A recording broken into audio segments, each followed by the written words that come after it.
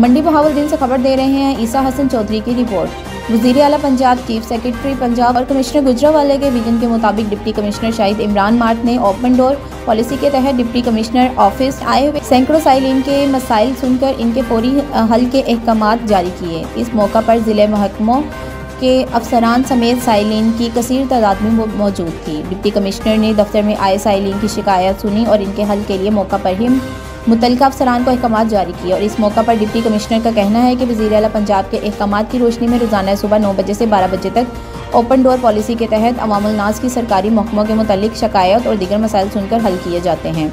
अवामुल नास के मसाइल हल करना जिला इंतजामिया की अव्वलीन तरजीहात में शामिल हैं। ओपन डोर पॉलिसी के तहत हमारे दफ्तर के दरवाजे पर खास व आम के लिए खुले हैं। अब तक के लिए इतना ही। मज़ीद खबरों और अपडेट के लिए विजिट करें हमारे website rednews.pk। Naveed tikka shop, Munshi मोहल्ला चौक। नया अंदाज, नया जायका और मयार एक साथ। नवीद टिक्का शॉप अपना पैगाम देते हैं, रेट वो जो हर किसी की पहुंच में।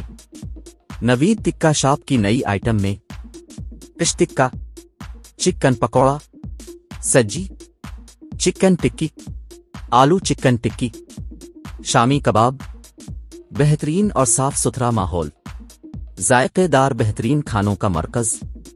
एक बार जरूर आजमाएं। नवीद टिक्का शॉप, मुंशी मोहल्ला चौक, मंडी बहाउद्दीन।